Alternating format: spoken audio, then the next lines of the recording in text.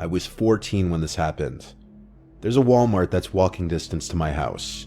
I used to sometimes go there to buy clothing and such before I was of driving age, since it was so close. Sometimes I'd go with my friend Emily, sometimes I'd just go alone. The Walmart is part of the nearby mall, but the mall kind of stinks now.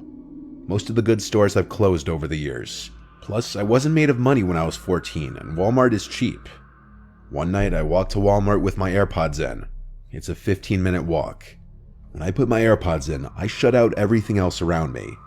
I feel like most people with basic social awareness know that if someone's wearing headphones, it means they don't want to have to take them out to talk to you.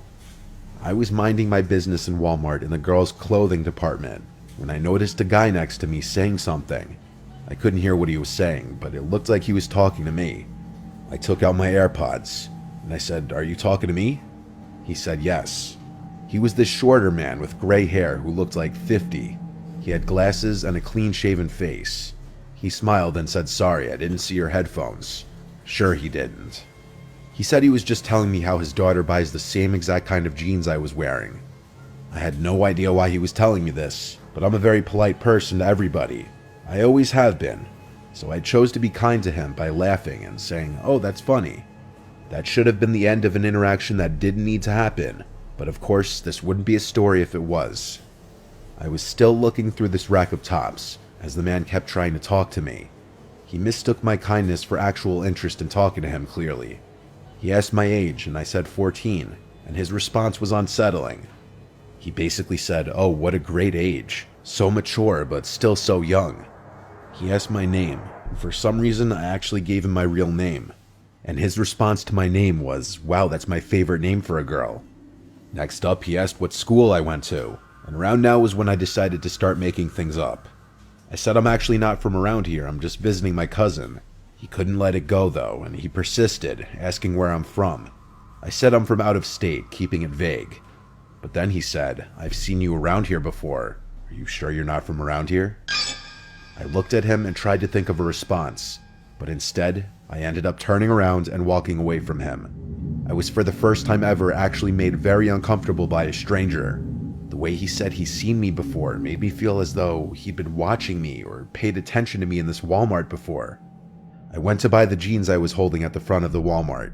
Then I walked through the store to enter the mall. It was November or December, and they had just put up the Christmas decorations, so I wanted to walk through.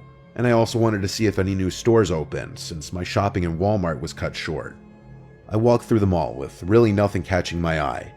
I went into a Victoria's Secret, and while inside of there, I saw through the glass that guy from Walmart sitting on a bench in the mall outside of the Victoria's Secret. I left the store and started walking very quickly through the mall.